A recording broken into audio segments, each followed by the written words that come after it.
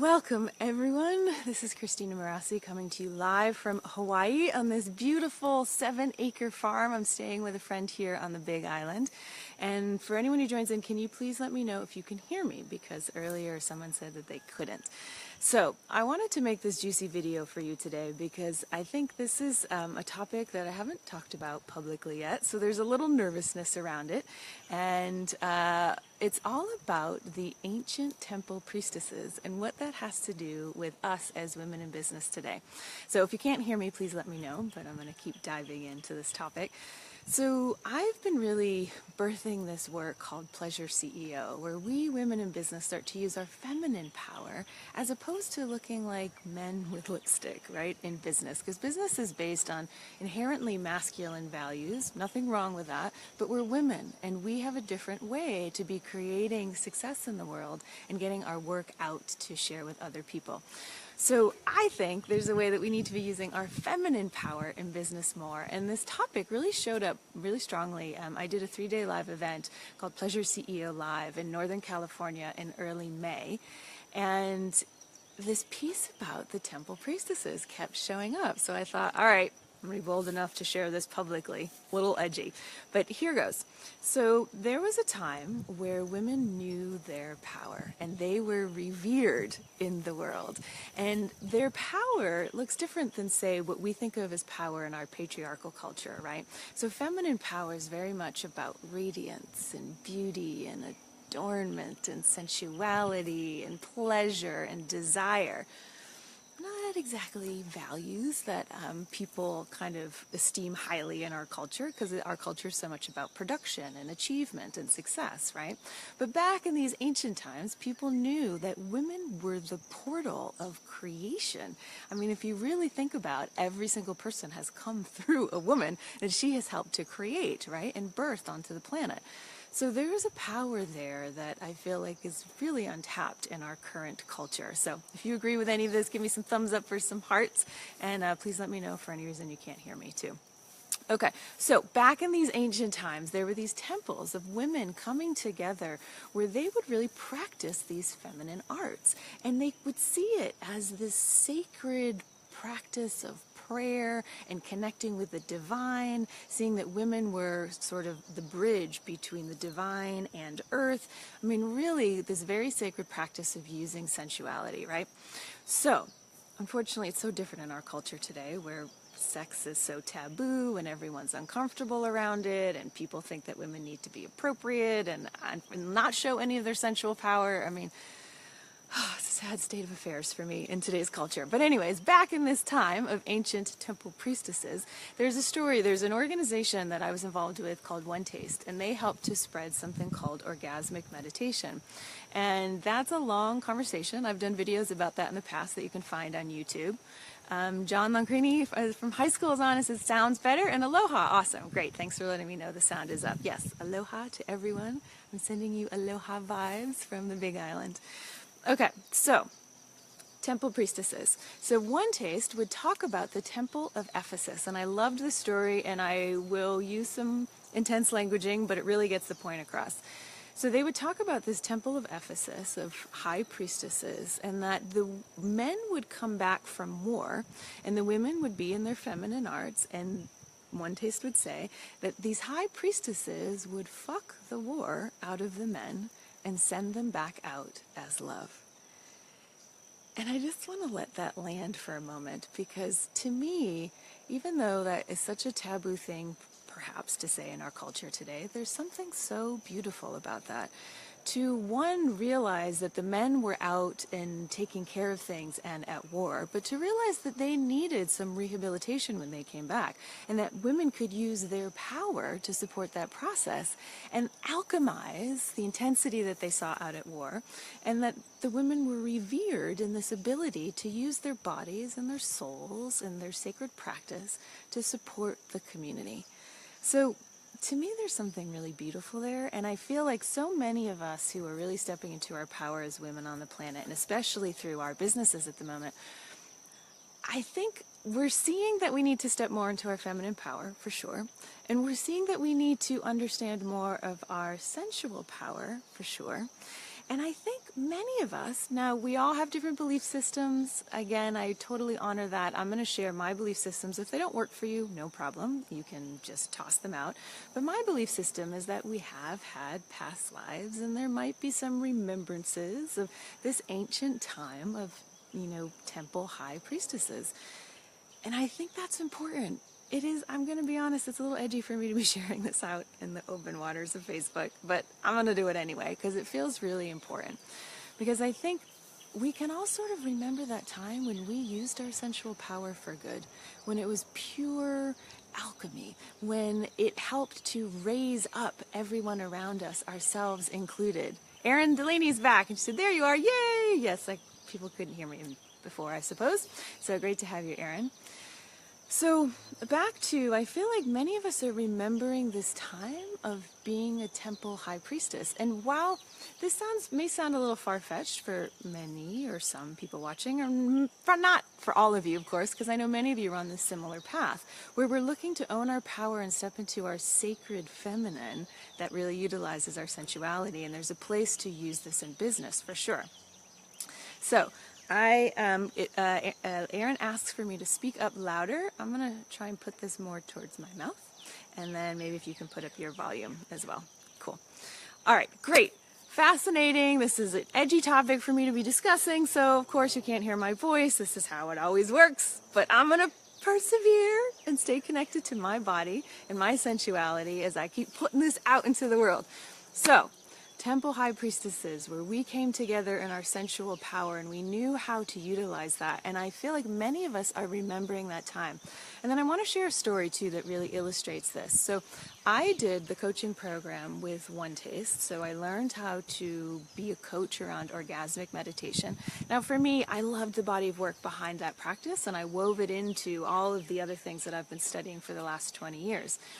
But there was this moment that was so beautiful. We got to have a Q&A with the founder of One Taste called Nicole Daydon.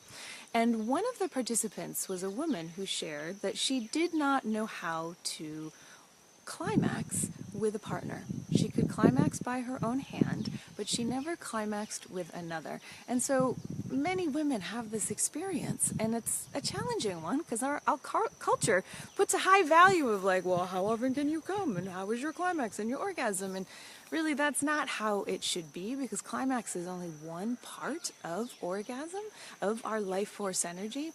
But anyway, this woman brought her question forward, and it was a beautiful question, and you could hear kind of the anxiety in her voice. And what came through was so gorgeous to me, because Nicole Daydon is super intuitive, and she ended up saying, I hear you, but I have a different way of looking at it. I'm wondering if you, in a past life, if you believe in such a thing, were a temple priestess of the highest order and knew the highest form of orgasm and climax possible. And so what's happening in your current life now is that you're not getting anywhere near that pure form of climax. And so your body is like, I'm not into it. It's not happening. But not because there's something dysfunctional about you, but more because you have this high standard of what a climax and orgasm should look like. And unfortunately, in our culture today, barely anyone is really holding that place of worship in our intimacy. So, isn't that fascinating? I thought that was such a beautiful story and such a reframe for a woman who was really struggling around not being able to climax with a partner, but instead seeing it as she had a high, let's say, standard for climax and orgasm that wasn't being met by her current experiences in intimacy. So again, another moment where we're being impacted by these past memories of being a temple high priestess, right? So I think this stuff is really interesting. And so here's for me, like I believe, and I've been talking about this a lot around my Pleasure CEO work, that we live in a culture that places high value on masculine values, right? Of production and achievement and success and kind of making things happen, right? And doing. Now, we need those. I'm never saying we're going to get rid of the masculine. However, it's very unbalanced. And it's almost as if we've all had this patriarchal operating system installed into our hard drive that we don't even know is there. We're just swimming in this soup of patriarchy, almost like we have no idea how much it impacts us. It's like trying to explain water to a fish. Let's see, Aaron says, ooh, love that. We hold remembrances of our highest forms of touch and connection and pleasure. Yes, we do. And then I just saw that Alexander just joined in. That is my dear friend who owns this beautiful, magical property of 7 acres on the Big Island with this, I'm standing on a farm. This is a mango behind me growing on a tree. I didn't know mangoes grew on trees, did you? So I thought it would be nice and fertile for our conversation about the Temple High Priestesses. This farm is beautiful. There's macadamia nuts, there's lemons, there's figs, there's plumeria, there's coffee in one part, there's papayas, there's avocados. It's very rich and fertile here. So it's holding me beautifully as I'm stepping into more of my feminine power, right? Okay, so back to, we've had a patriarchal operating system installed into our hard drive. So what's a woman to do? Because that's not running the right fuel of our feminine design, right? We need to figure out what the feminine operating system is. And it doesn't mean that we get rid of the masculine. It's that they work together in a whole different way of divine union. And we'll go more into that in another Facebook Live. But the point is that there's a whole different operating system that we're wanting to step into. And I really believe that in order to do that, it's a deep process about unwinding and like unplugging from the patriarchal operating system. And then looking for how do we kickstart the feminine operating system that actually is deep in our DNA and our bones. And I think the Temple High Priestesses have some wisdom for us around that. So, why is this important to us as women in business? I'll be straight up and say I don't entirely know. Just like I don't entirely have it figured out of how we women do business purely from feminine power. This is like new frontier stuff. Like no one woman understands this yet. But what I've been saying is that we need to come together as a sisterhood, as a collective, to figure this out as one, to really open source this journey, to like share data from the field of what I've learned around bringing the feminine in business, what you've learned around bringing the feminine in business, and putting that all together so we understand this feminine operating system. And I saw that Lauren Dovey joined. Welcome, sister. Great to have you. So, all that being said, I mentioned at my 3-day live event called Pleasure CEO Live recently, this piece about the Temple Priestesses kept showing up because we could feel that in this coming together as a collective, as a sisterhood, I felt the temple. I felt the collective of high priestesses. I felt the invitation for all of us to step into our own power and then to come together to source a collective power. And that this was important for all of us, not just as women, but even more specifically as women in business here with important missions on the planet. So to me, those ancient times have wisdom for us now of how do we come together as a sisterhood? How do we embrace our feminine powers? How do we require worship from the rest of the world? How do we have practices, right? When you have a devotional temple, you have practices that you do. How do we stay connected to the feminine ones that help us get into our feminine power? Lauren says, hi, love, beaming in from Sedona. Ah, awesome. Aloha to you, and Sedona vortexes back to me, and let's create this vortex for everyone here. So, all that being said, let me also share my vision that I had around the next evolution of business for me anyways, and possibly for more of us. And it actually interestingly came through the last time I spent a good amount of time in Hawaii. Well, I was here a few months ago as well, but 3 years ago I was here for 3 months. And I was talking with a dear friend, and she and I can kind of tap into the ethers and really feel what's coming in. And I was wanting to, like, what was the next level for my business? I had a successful coaching business at the time, but I could feel that something new was coming in. And what I saw was like, I want to create a business like a temple of high priestesses. What would that be like? That everyone in my business is in their power. That the temple has a mission and a goal, as all do, right? And that would be what the business was, but that we were all working together towards this end goal and doing our practices and turned on and enjoying the whole process and really working together as a collective. Now that was 4 years ago. I can't do the math. I think it was 3 years ago. And so, oh no, it must be longer. It must be 4 years ago. So I can't say I entirely know what that business structure looks like per se, but it's a feeling that I have in my bones. And I'd tended to this idea for the last 4 years as I pulled the plug on my successful business and birthed the next evolution of my body of work around Pleasure CEO. And I kept like tending to this vision of a business as a temple of high priestesses. But I still didn't exactly know what it meant. I was in the mystery, right? In the feminine around that. And then a few months ago, before I did my live event, and I knew I was coming back to Hawaii, I remembered and was like, that's right, that vision. And I haven't been back to Hawaii since I had that vision. And now I'm going back and I'm about to do this live event, which births my work onto the planet even more. And I just saw this full circle moment of, oh my God, was that the moment when things started to turn in my business?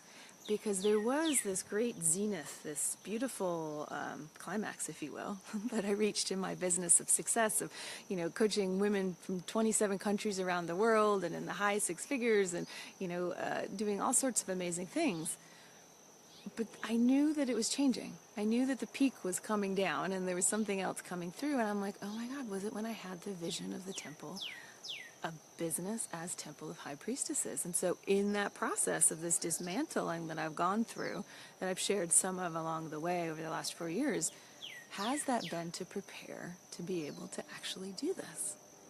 And I think the answer is yes.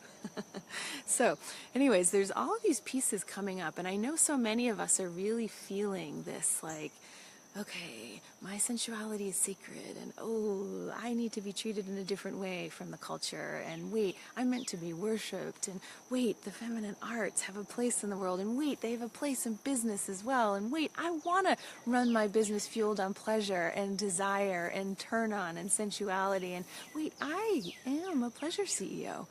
And so I feel like we're all in this beautiful journey. So I wanted to share about that, of the Temple of High Priestesses. I shared lots of information earlier for those of you who are coming in.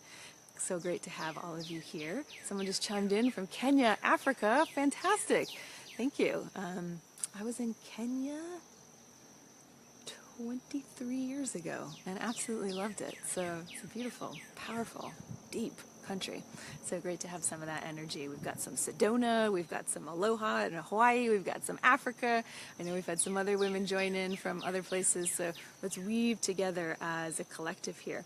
So all that being said, I will say that I am creating a space for us to keep doing this together. As I said earlier, I don't have this all figured out, and I don't think any one woman has this all figured out, but I'm going to create spaces where we get to figure this out together. That's what I absolutely love to do. So there's a 6-month program that's starting, and interestingly, I felt called to use the priestess title. So it's called Pleasure CEO Priestesses, because I think it's for those of us who've been on this journey of using the feminine in business, but it's time to deepen it. And it's time to have it be our sacred practice. And it's time to come together in a temple and a collective as a sisterhood to really revolutionize the way business is done. So will I share? Yes, I will share the link live and see if anyone feels called to join us. This is for women who, have already gotten their business going a little bit, but perhaps created success from the masculine and are tired and exhausted and feel like they're on the hamster wheel, and they know there's a next level they need to get to and they're not quite getting there, and they know that it's meant to be done around their feminine. So if you're part of the storyline, if you're one of the pioneers of really shifting the way we do business, I just have this vision in like 5 years or so that it becomes the norm, where all women are following their turn on instead of their to-do lists, where all women are allowing their full sex power and their sensuality to show up in their marketing, where all women are using their magnetism to run their businesses rather than their willpower, right? So it's going to become the norm, but I need help to land this stuff. So if you feel like you're meant to be part of that storyline, please let me know. It's going to be this intimate group. We're going to have in-person sensual retreats, because this is experiential. This is like, we're going to create a temple together. Like, this is not an online course at all. So I'm looking for the women who are meant to do this with me. I've already got an amazing group who's gathered, who joined in from the 3-day live event. So I'll share more about that. And then if you want to chime in, if you have any questions about the Temple High Priestesses, as I shared earlier, I'm not a massive expert on them, but it's more something that I've been learning from within. I will say that I was just in France, and I got to go to the cave of Mary Magdalene in the south of France, and it was amazing. And she factors into this because there are some beliefs that Mary Magdalene was a temple priestess, and that she worked her sensual feminine magic with Jesus, and that they were married, and some even say they had a child together. So she is a part of this storyline. So as I'm birthing this work and stepping into my power, it was super potent to get to be in her cave. She spent the last 30 years of her life in this huge grotto cave built into this like sheer cliff side of a hill in the south of France in Provence. And it was so potent and sacred to be in that space. I had a holy moment, for sure. So I think all of us are being supported around by Mary Magdalene, Mother Mary, the Cosmic Mother, all the other goddesses as well as we step into our power. So thank you for joining in today. As I mentioned earlier, this is a little edgy to share this out in the wild waters of Facebook, but it seems to have gone well so far. So I'm sending you so much love, and let's keep gathering together as a sisterhood around this concept of feminine power. All right, Christina Marassi, founder of Pleasure CEO, signing out. Take care.